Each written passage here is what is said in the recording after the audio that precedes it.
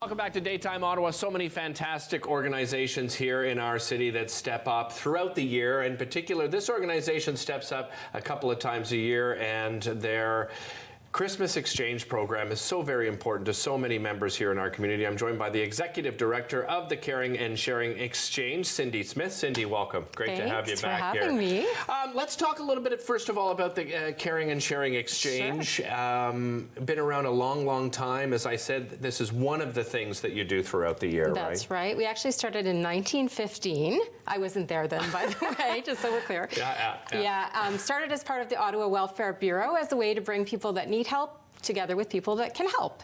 And we still very much do that today. And so we have our Christmas Exchange program that we're going to talk about. We also have Sharing and Student Success, where we help children from families in need to go back to school in September with everything they need to succeed. So all the school supplies they need for their grade to go back ready to learn. And then we're home to Kind Ottawa, yes, of course, which was wonderful. Rabbi Balka's special project, and it was his brainchild, and we're continuing with the importance of being kind as well. Very nice. I love to hear that.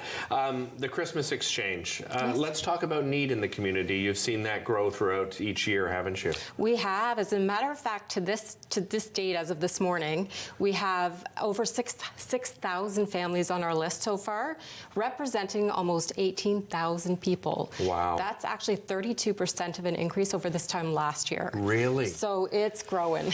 No kidding. Yeah. So how does the program work exactly? So we provide either a redeemable gift voucher where they can go and shop for their own family meal, or we provide a hamper of food. So it contains everything from a turkey, potatoes, carrots, desserts, hot chocolate, you name it, everything they need to prepare their own holiday meal, where otherwise it wouldn't be, possible. Yeah, of course. Do you take both monetary and food donations? How does that work? We have a matching program where we match individuals and families or groups with a family in need, and they can provide that to them. The majority of our list, the majority of our requests are for redeemable gift vouchers, and that's done only through the generosity of donations. I'm just looking here. I mean, look at on the monitor here, and you can just see how many people step up. The amount of volunteers that you have come and help every year. I mean, that must be incredibly important as well, right? Yes, we have a lot of volunteer roles, from not only delivering hampers, but also making phone calls to confirm hampers, and helping us to ensure that everybody gets help. There are so many different stories. I know you've been on the show before, and you've been able to share stories of how, this program really does help a recipient. Do you have one you can share with us today as well? I do. Actually, somebody that contacted us this year, who's really struggling, and unfortunately she's experienced cancer, had a cancer surgery, is recovering from that, very isolated, also lost both of her parents within the last years, is having a really, really tough time. And so she reached out to us to see if she could possibly get assistance, cost of living. She just can't keep up. So stories like that, and we get those instances that are just heartbreaking. Well, and you mentioned the cost of living, and inflation. This must affect you at the Caring and Sharing Exchange as well, it does. right? I think that's actually a big part of the growth in the numbers. And I think, with job losses and such from COVID, that's still kind of happening as well. So I think, times are tough. What's the process like then, Cindy? As donations come in, do you have a particular day, or is it over a few days period that people come in and help out and help with deliveries? What does it look like? With the vouchers, we do mail them out directly to the people, and they are made out directly to the people. So it's not like a gift card or it's a personal thing. With the hampers, that's determined with a specific family when they're able to take delivery. Right. Yeah. You mentioned, the school program.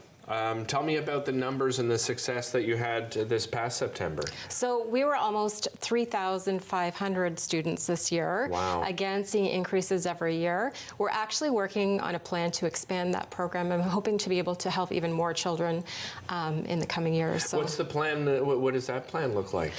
We're looking at potentially right now we can do kindergarten to grade 8, and we're looking at expanding into other years. I see. Yeah, in the coming. Because you're starting to see a greater need need, A greater of course, need, right across yes. the board, Of right? course, From yes. up until grade 12.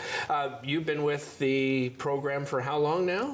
Almost 11 years. Yeah. What brought you to the program in the first place? I just thought it was a wonderful organization. One thing that really drove home the importance of this organization is that we work with over 200 organizations to Really? ensure not only do they refer clients to us, but we also ensure that there's no duplication in service.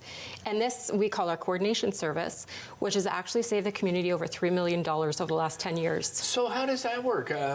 With these 200 organizations, do you have then a database that you share? So with we these? have a master database. Okay. And if certain organizations are helping certain individuals, that all goes into the master database, so we can say, oh, we're already helping this person, you know. Right. So that, and it's not that people are trying to cheat the system, but people are involved in many different areas and are just looking for help. Well, I was going to say Yeah. that. I mean, it's not cheating the system. It makes complete sense, right? Yeah. You're going to reach out to multiple outlets to help yourself, That's right. And then hope that one of them that something comes somebody through, steps up to do it, right? But as a community, that, you know, the $3 million over the last 10 years can go back into the community to help even more people. So that, I think that drew me to the organization as you know, being very responsible. Yeah. And Do you have a board of directors then that you work with? We do. Yeah. We have a wonderful board of directors and a lot of volunteers and 3 staff.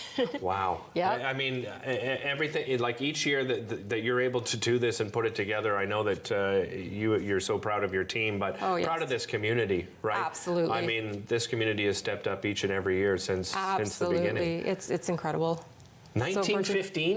1950, not Did me. you tell me? Yes. No, you haven't been there that long. No. Remind everybody at home how they can make a donation. What's the easiest way, The Cindy? easiest way is our website, caringandsharing.ca, and you can get all the information there. Excellent. Thank you so much for joining us. Thank you. Really appreciate it. Happy holidays. Merry Happy Christmas to you and holidays. yours. Again, caringandsharing.ca is the place to go. It's just, you know, such an important time of year. I know there's a lot of different organizations out there. We highlight them all here on Daytime, and this is certainly one of those great ones. We'll be right back.